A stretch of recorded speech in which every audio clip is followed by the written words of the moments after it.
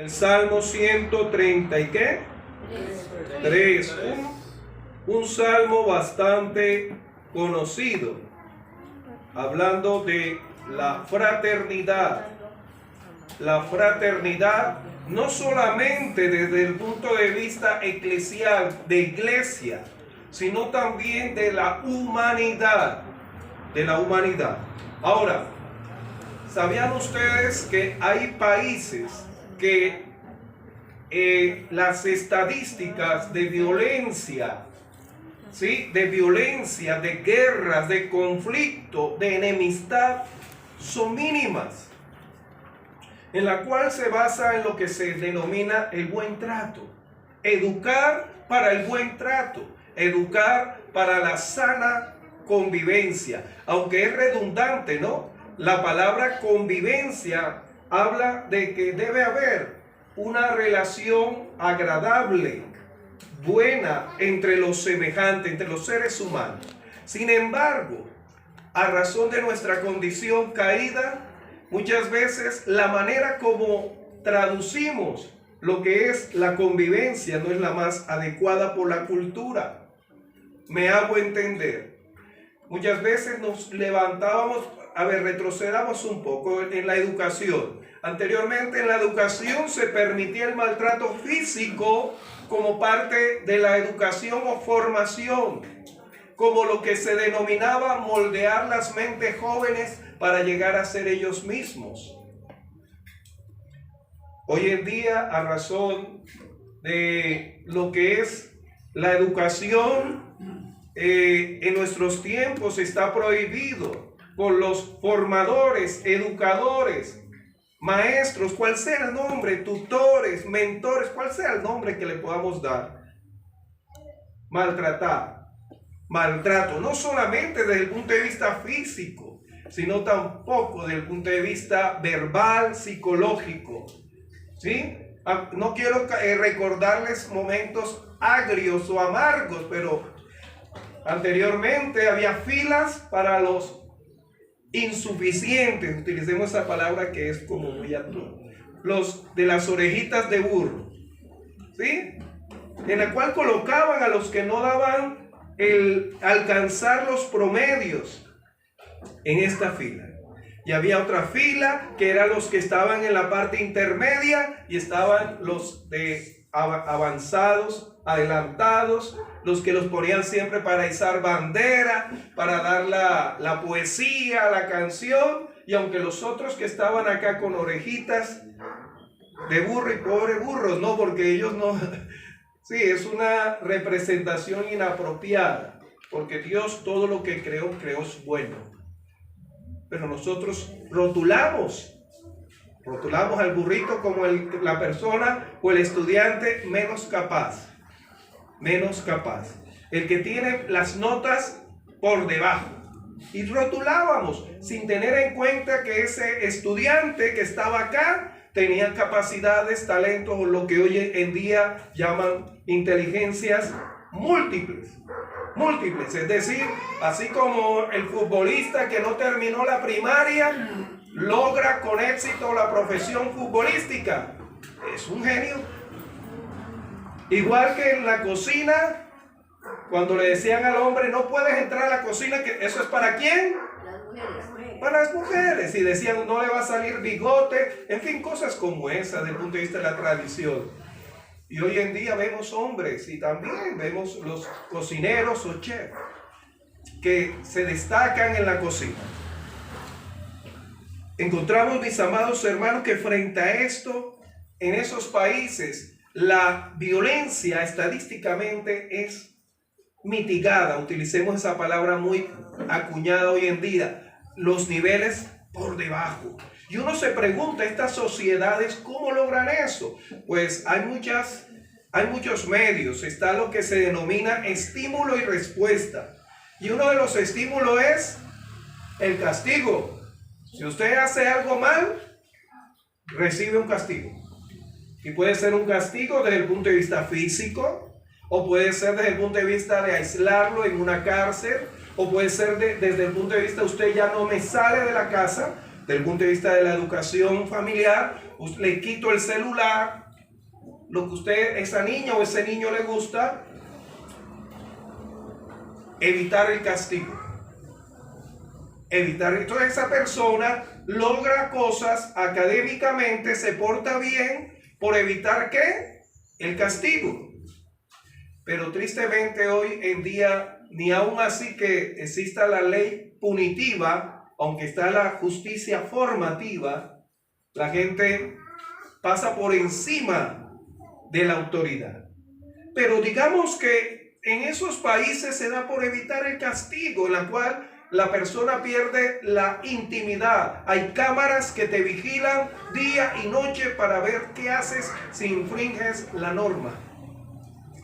Y es una situación apremiante estar siempre como acorralado, como vigilado, esperando que usted rompa o quebrante la norma para ser castigado. Y muchos predican a un Dios de esa manera.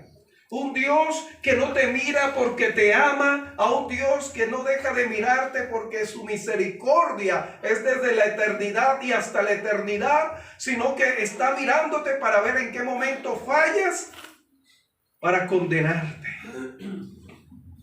Y de igual manera, un padre que opta esa misma formación, dice, es que así me educaron a mí, y así me educaron, ¿sí? Y me educaron que la letra ¿con qué? ¿Se acuerdan? y ni practicaron y lo dijeron en coro. Con sangre en... ¿Sí? Y encontramos que se da eso, pero también está la otra que es no diferente, pero es premio. Si te portas bien, si logras las metas, más que metas tuyas, mías.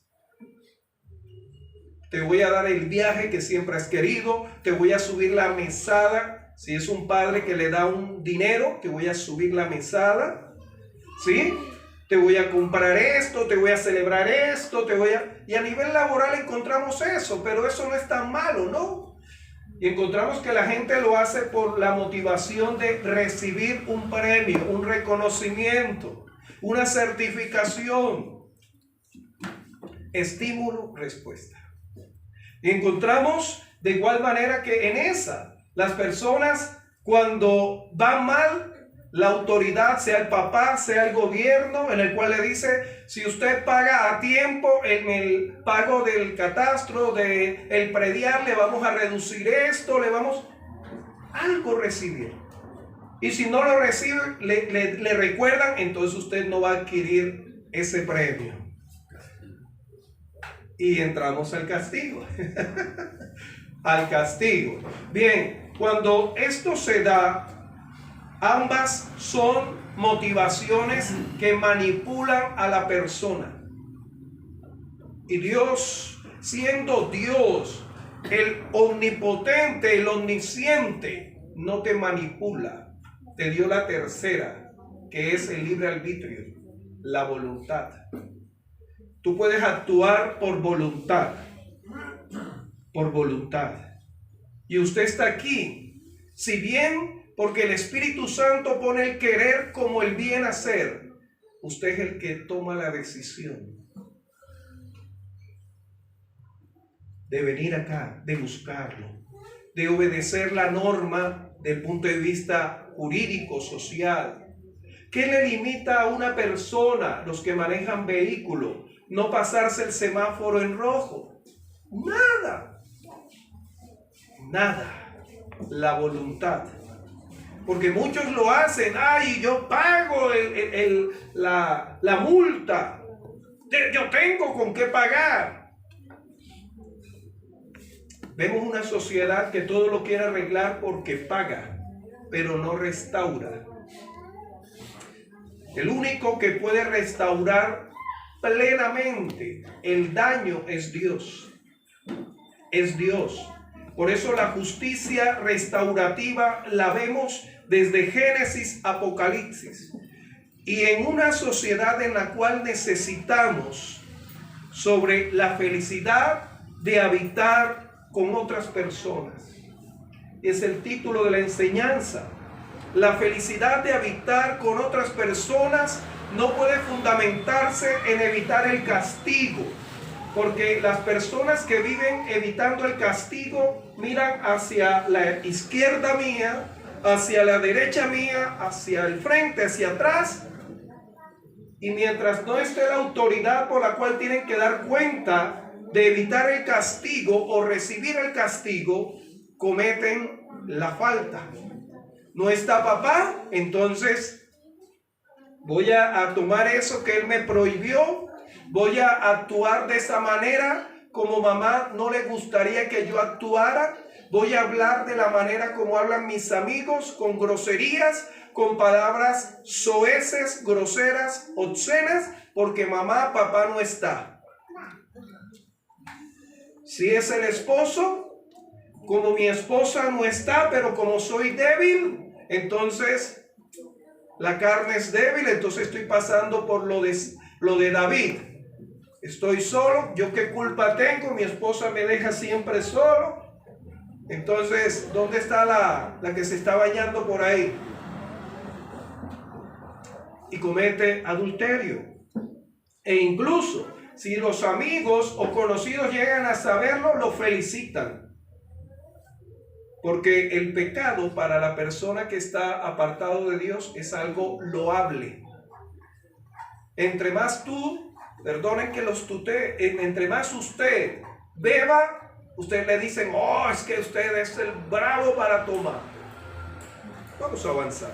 Entonces, frente a este contexto, la felicidad no está en relación a los demás, en evitar el castigo. Es que me toca aceptar a esa persona, porque si no voy a ser disciplinado, voy a ser castigado. A ver, los hermanitos se pelearon, a ver, si no se dan la mano, les doy nuevamente.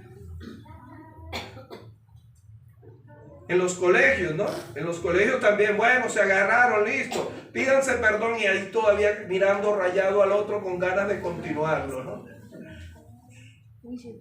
Eso no se da con honestidad, están enojados y Dios conoce el corazón. Por voluntad, por voluntad. Y encontramos, mis amados, que quiero ser muy claro en este pasaje tan corto, que son solamente 3 versículos, de la siguiente manera. La felicidad de habitar con otras personas. Cuando habla de otras personas, no es solamente iglesia, no es solamente colegio, trabajo, a nivel aquí en la tierra. Dios quiere que usted habite, se relacione con las demás personas, sea esposa, sea esposo, sea hijo, sea hija, en fin. Entonces, permítame darle una orientación sobre esto. Que la felicidad de habitar con otras personas trata de que la vida se puede asumir, es asumir de manera personal, individual o colectiva. Cuando hablamos de manera personal, la relación personal trata de que usted busca el bienestar de dar lo mejor de usted al otro. Eso es una relación personal. Usted conoce sus destrezas, capacidades, talentos y los pone al servicio de otros. Hay una corriente que se llama personalismo y fue dado por un hijo de Dios, en la cual habla de que lo primero es el ser humano creado por Dios, conociendo sus habilidades y cualidades y poniéndolo al servicio de los demás. Es usted darse, dedicarse a los demás. A nivel social le llaman ser filántropo, persona que ama la humanidad. Otros le van a llamar que es altruista, que hace el bien a los demás sin esperar nada a cambio. ¿Conoce personas así? ¿Es usted una persona así? Entonces, cuando encontramos aquí en el Salmo 133, mirad cuán bueno y cuán delicioso es habitar los hermanos juntos en armonía. Es porque esa persona que está habitando es una persona que se relaciona de manera personal. Siempre está desviviéndose por otro. Puede ser esa tía, puede ser ese papá, esa mamá. Es un amor abnegado, de un punto de vista que se entrega, ayuda a los demás. Pero también encontramos la vida que se puede asumir de manera individual. Pero ahí nos habla de lo contrario. Y cae en el individualismo, en la cual esa persona o ese ser humano quiere tomar de los demás para beneficio propio. Y él se siente o ella se siente que es el centro de los demás. Y todos giran alrededor de los demás, individualista. Y viven personas que asumen la relación de esa manera. Ahora, vamos a ilustrarlo. El primero tiene que ver con la juventud. Los jóvenes, cuando llegan a esa etapa, o el adulto, el ser humano cuando llega a la etapa de juventud, piensa en dar lo mejor a los de su par, a los que son jóvenes. Quieren jugar deporte, pero en el caso de la relación individualista o individual, los recién nacidos, la primera infancia, todo gira alrededor de ellos. Con el llanto hacen milagros. ¿Cuál es ese milagro? Que hacen que todo un vecindario o los vecinos se despierten. No lo hace el despertador para ir al colegio, no lo hace el despertador para ir. Un llanto. Y de igual manera los papás se desvelan por ese neonato, por ese recién nacido. Y él no se preocupa, ay, mamá está durmiendo, papá está durmiendo. No, voy a mejor callar. No. Todo gira y hay personas, seres humanos, que no importa la edad, son individualistas. Y tal cual como un recién nacido, hay que atenderlos. ¿Conoce personas así? ¿Es usted así? Entonces nos dice la Escritura que frente a eso hay personas que quieren asumir el habitar juntos en armonía de esa manera y lógicamente van a tener dificultades. Y la tercera, que es las relaciones colectivas. Estas nos hablan de que usted asume la relación no solamente de ser aquel que aporta, sino que todos aportan. Los unos a los otros aportan de lo que ellos tienen, de lo que ellos son. La Biblia nos habla de esta manera en relación de los adultos, la edad adulta. Pero sabemos que no es la edad en sí cronológicamente, es el asumir. Por eso la Biblia nos habla en Romanos capítulo 12, que para lograr este tercero, que es lo que nos habla aquí el salmista, usted no debe tener un alto concepto de sí mismo sobre los demás. Jesús nos enseña en Filipenses capítulo 2 que él siendo Dios, él no actuó como Dios, sino que se humilló. Y nos dice ahí ese mismo capítulo 2 de Filipenses que el apóstol Pablo no encontraba en la iglesia a otro como Timoteo, que tenía el mismo sentir de no esperar solamente en beneficiarse él, sino en beneficiar a los otros. Por eso este salmo no es, amados hermanos, un salmo o un canto para repetir, es para aprender. Cuando asumimos la vida de bienestar en colectividad, es un aprendizaje diario. Porque yo no soy usted, ni usted es el otro. Aquí habla de lo que se llama otredad. Yo soy en relación al otro. Yo no soy una isla aparte. Así como los criaturitos que tenemos acá, tal vez ahorita van a tomar las 11 cuando terminemos. Pero ellos no están preocupados por lo que van a almorzar. Sus padres, sus tíos, sus abuelos, quienes están a cargo, sí. Cuánto más Dios está a cargo de su familia y de mi familia y de la iglesia para sustentarla, para cuidarla y para que tengamos una armonía entre nosotros. ¿Usted lo cree? Amén. Entonces, mis hermanos, vamos a quedarnos con ese tercer asumir, que es la colectividad. En Romanos nos dice ahí en el versículo 3 que ninguno de vosotros tenga mayor concepto de sí mismo que el que debe tener, sino que como parte del cuerpo todos nos necesitamos.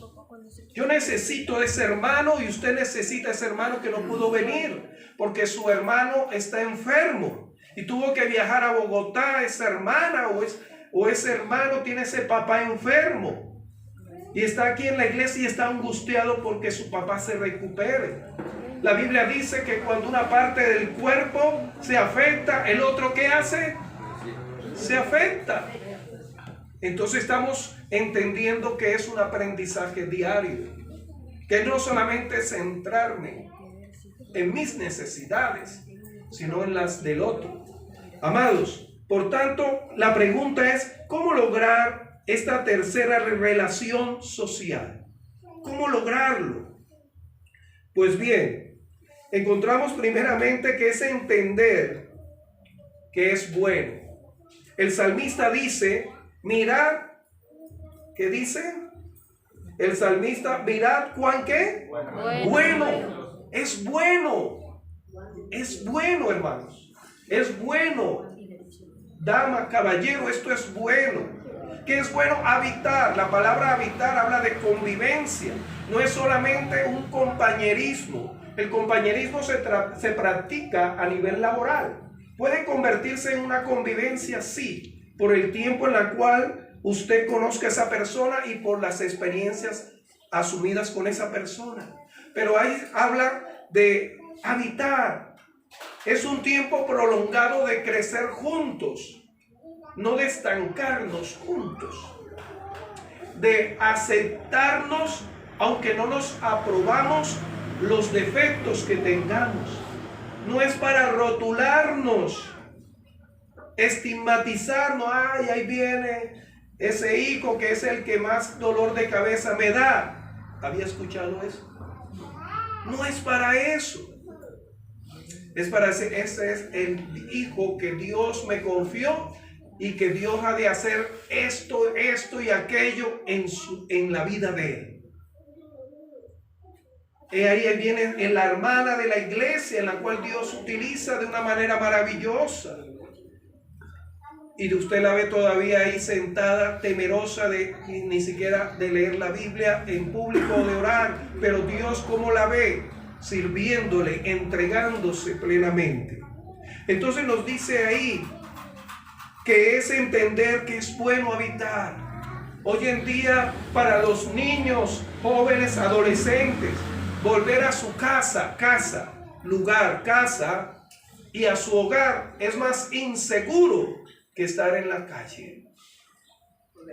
Pregúntenle al neonato, al recién nacido, que fue lanzado a un caño y ocurre, sino que no llegamos a saber, ocurre, lanzado a un caño. Pregúntenle a ese adolescente que ya las puertas de su casa literalmente están cerradas, pero más que las puertas de su casa, el corazón de ese padre, esa madre cerrados a ese adolescente. Y le dice, usted prefirió a sus amigos, entonces váyase. No solamente se cierran las puertas de las casas, sino de los corazones. Y si usted hace eso o piensa eso, allá afuera le van a abrir puertas que van a destruir y no se va a cumplir lo que Dios quiere. Lo bueno de habitar, tu hijo, tu esposo, tu esposa, tu nieto, tu nieta, tu abuelo, tu vecino, habitar. Pero también nos dice un segundo, y cuando habla de habitar no quiero extenderme, un segundo, y es que cuando habla de habitar es al probar que es deleitoso, agradable. Nos dice la segunda parte de la primera parte. Y dice, y cuán delicioso es. No solamente es bueno moralmente, bíblicamente, sino que es deleitoso, agradable. La palabra agradable habla en sentido no solamente de deleitoso o agradable de lugar, sino también habla de deleitoso, de lo que tú consideras de esa persona, resaltando lo bueno que hay en esa persona, no resaltando todos los días lo malo, lo equivocado en esa persona. Y por eso nos dice que agradable. En Génesis capítulo 2, versículo 22 al 23, nos dice la escritura que Dios creó a Eva. Y la actitud de Adán fue, oh, ahora este es hueso de mi hueso y carne. Y en el original dice que fue algo deleitoso ver, no a un animalito de 4 patas, no a un animalito de 2 patas, ya sea cual sea la especie, sino a una igual, a él, a Eva. Y eso fue agradable a sus ojos. ¿Cómo ve usted a su esposa? ¿Cómo ve a su esposo? ¿Cómo ve a su hija, a su hijo? ¿Cómo ve a su vecino, a su vecina? ¿Cómo se ve usted mismo a través del espejo? Tenemos gran cantidad de adolescentes y de niños que dicen yo soy feo, yo soy fea, pero déjame decirte que tú fuiste creado a imagen y semejanza de Dios y Dios no es feo. Mira la creación, las rosas, las orquídeas, mira las palmeras, mira las olas del mar, mira un atardecer, en la cual nos dice el salmista en el Salmo 19, que esto habla de la obra de Dios. Dice, los cielos cuentan la gloria de Dios y el firmamento, ¿qué hace? Anuncia. Tú eres alguien que anuncia la obra hermosa que hizo Dios. No te compares con otra persona. No aceptes que te rotulen. El espejo no miente.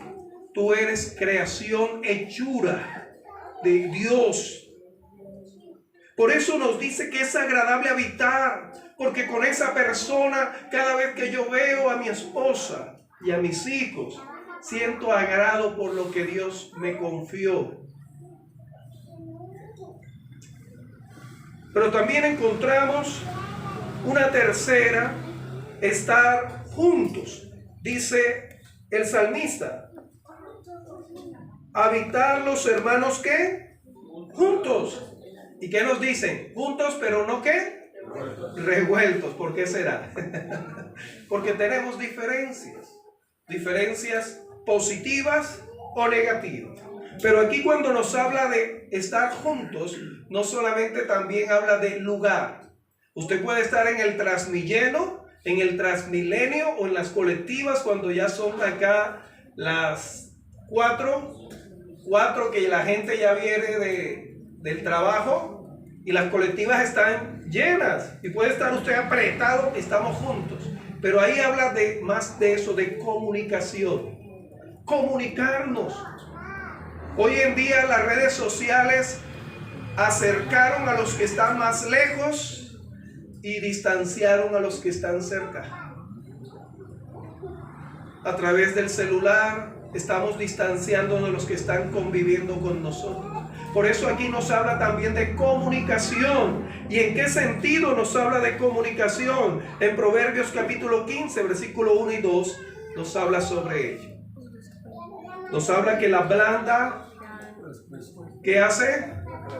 Aplaca la gente. ¿De qué manera te diriges a tu esposo? ¿De qué manera te diriges a tu vecino? ¿De qué manera? Con amabilidad. No, es que yo no puedo fingir. Oh, es que yo no utilizo máscara. No, es una cosa, no es utilizar. Una cosa es utilizar máscara, que el Señor le llama hipocresía. Pero otra cosa es la intención con la cual tú hablas. ¿De qué manera te diriges? ¿Con qué tono de voz? Ah, no, entonces yo busco quien me la pague en vez de quien me la hizo. Peor. Amable. Amable. La palabra áspera hace subir el culo. Pero la palabra amable, suave, la apacigua. La apacigua. Encontramos en este capítulo que van a encontrar ustedes que habla de la lengua. Habla de diferentes formas en la cual se aplaca y usted puede hacer puentes a través de la comunicación gesticular, gestos, verbal, pero también corporal. Con la posición de su cuerpo usted dice mucho en la comunicación. Encontramos entonces que también habitar juntos es una buena comunicación abierta y fluida. Un hermano le decía a su hijo, felicitándolo porque había hecho un daño en la casa, había hecho un daño, le dijo: hijo, gracias porque me dijiste la verdad. Nunca dejes de decir la verdad, aunque sea grave lo que hayas hecho o lo que hayas dicho. La comunicación permite que usted habite desde el punto de vista feliz con los demás. Y una cuarta y última es la condición de armonía con los demás. Cuando nos habla ahí de armonía, es un esfuerzo. Pregúntenle a los directores de orquesta para armonizar, unir todos esos instrumentos, todas esas entonaciones, todas esas niveles a una sola sinfonía. Por eso, de igual manera, si el anterior es un aprendizaje y una enseñanza, esto es un esfuerzo, no es fuerza, es una fuerza extra que todos los días usted tiene que aplicar. Y de igual manera, ¿cómo lo podemos explicar? Es un esfuerzo en unidad, velando unos por otros. También requiere de humildad. Humildad, ¿qué quiere decir? No es estados carenciales, es decir, no es que yo no tengo con qué comer hoy, no, eso es estado carencial material. E incluso si usted le agrega estado carencial afectivo, también. Pero no se trata aquí sino de reconocer que fallamos. Yo le voy a fallar, y no le estoy diciendo ahora que le voy a fallar hoy, sino que como persona en la cual Dios todavía no ha terminado.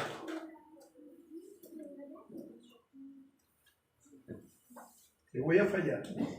Pero déjeme decirle algo, usted también me va a fallar. Pero ¿cómo voy a responder si usted me falla o si yo le fallo? Eso es humildad. ¿Cómo yo voy a hacer cuando usted me falle o cuando yo le falle? ¿Qué va a hacer? ¿Qué me va a decir? Ahí está la humildad. En Gálatas capítulo 6. Gálatas capítulo 6 nos dice este pasaje que la iglesia muchas veces no practica. Muchas veces. Y cuando hablo de la iglesia, hablo no de la local, sino la que el Señor está formando.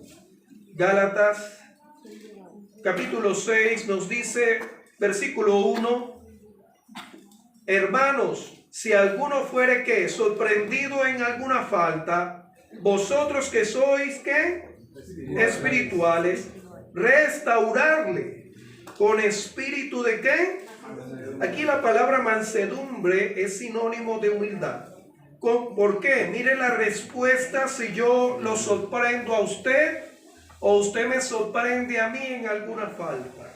Dice, considerándote a ti, no seas que tú también seas tentado, que tú también te equivoques. Si se acuerdan esa palabra que no nos gusta, te lo dije. Te lo dije. La mamá lo tiene siempre a flor de labios. Cuando nos advierte al hijo, a la hija, sale, es que yo se lo advertí. Y no nos gusta. Pero usted debe recibirlo aunque se nos diga de manera inadecuada. O mejor no se lo diga. Abrace a esa persona y ore por ella. Ore por él. Ore por ella, ore por él. No sea de los que miren para todos los lados para buscar piedras, para lapidar al otro. No sea de los que analicen al otro para buscar el punto de quiebre, sino el punto de quiebre para restaurarle en oración y en la palabra de Dios. Por eso el segundo versículo dice, del capítulo 6 de Gálatas, dice, sobrellevando los unos las cargas. Usted me tiene que de igual manera ayudar. Es una ayuda mutua. ¿Sí? Y cumpliendo así la ley ¿de quién? ¿Y cuál es la ley de Cristo? El amor. Amaos los unos a los otros, sobrellevando las circunstancias de esta vida los unos a los otros. Y por eso termina este pasaje con dos ilustraciones. La primera es la que nos habla de la consagración de Aarón, del sacerdocio arónico. En Éxodo capítulo 29, versículos 4 y 7 nos dice que cuando usted habita con los suyos, con los demás de esa manera, es como cuando Aarón es consagrado y el aceite de la consagración era derramado sobre la mitra que decía santidad a Jehová, pero también en su pectoral decía santidad consagrado, y lo ilustra de que su familia, el lugar donde usted está, si usted actúa de esa manera, ese lugar Dios lo consagra. La presencia de Dios va a estar ahí porque hay un hijo, una hija de Dios ahí, que ha sido apartado, que ha sido apartada, que su hogar va a ser diferente porque Dios, así como consagró a Aarón y le colocaron las vestiduras de gloria y de honra para entrar al lugar santísimo, usted va a tener acceso a entrar a la presencia de Dios y su hogar también. Pero también nos dice que seremos como el rocío de Hermón. Nos habla de algo fresco, algo en la cual se renueva, algo en la cual hay esperanza, hay confianza en Dios, en la cual los resentimientos y la amargura no debe tener lugar. No puede tocar a nuestra puerta, y más que a la puerta de nuestra casa, a la puerta de nuestra mente y de nuestro corazón, pero usted no le debe abrir la puerta, ni siquiera la ventana. Porque dice aquí la escritura que será como el rocío de Hermón, la frescura en su vida y en la vida de los suyos. Y por tanto, y por lo anterior, resume. ¿Y cómo lo resume este canto y este poema? Lo resume de la siguiente manera. Salmo 133 lo resume en la última parte del capítulo 133, versículo 3, porque allí envía ¿quién? Jehová. ¿Qué envía? Bendición. Cuando habla de bendición, habla de sustento, de provisión, sustento material, salud, recursos, sustento. Pero luego nos habla la otra parte, y vida ¿qué? Eterna, salvación. Salvación para su familia, que todavía sigue obstinada en llevar una vida contraria, y que hoy usted dijo, he decidido, como dice el himno, seguir a Cristo. Aunque no esté tu esposo, si tú habitas, como dice aquí el salmista, hay salvación para tu familia, porque la salvación viene a través de tu testimonio, de que Dios transforma, que Dios cambia, que la salvación y la provisión viene así como a través de José venía la provisión para Potifar y para el carcelero, de que se daban cuenta que Dios bendecía porque Dios estaba con José. Ellos van a darse cuenta y te van a pedir oración, como muchas veces lo hacen. Vaya y pida oración por mí. pero un día estarán acá. Y no solamente estarán acá, sino con Dios, con el Señor, en ese lugar que Él tiene preparado para nosotros, los que hemos creído.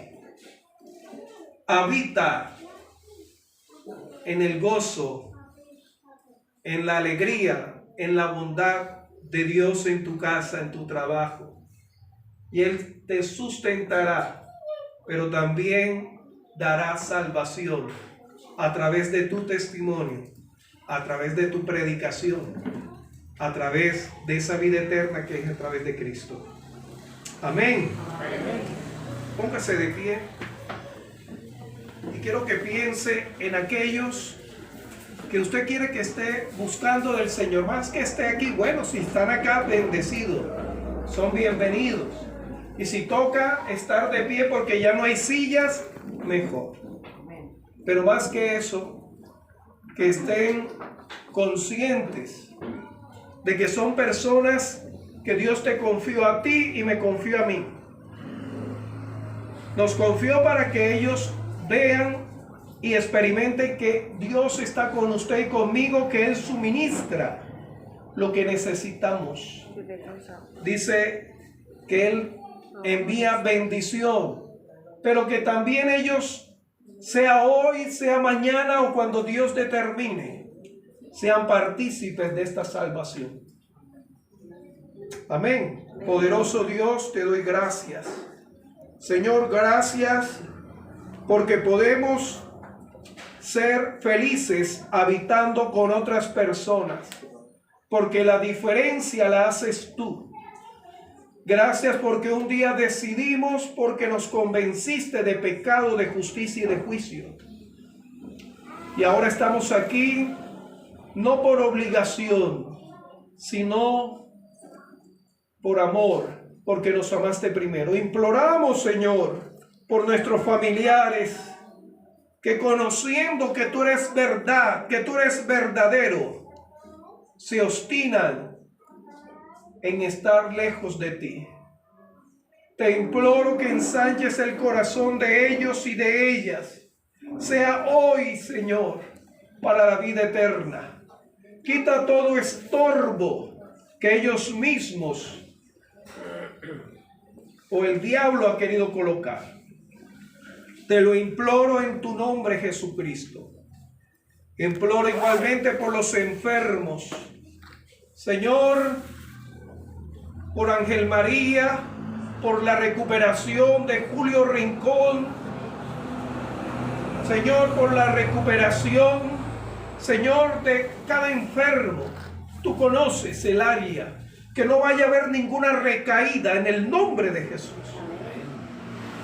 Te lo suplicamos para gloria y honor tuyo. Te pedimos también por nuestros cuerpos. Señor, la ciencia es limitada. Ella solamente diagnostica lo que se manifiesta. Pero te colocamos nuestros cuerpos, si hay alguna área en nuestro cuerpo o emocionalmente estamos igualmente, Señor, enfermos, envía tu sanidad. Envía tu sanidad sobre estos cuerpos aquí presentes para continuar la buena carrera que tú nos has dado. En tu nombre te lo imploramos con acción de gracias. Amén, amén y amén.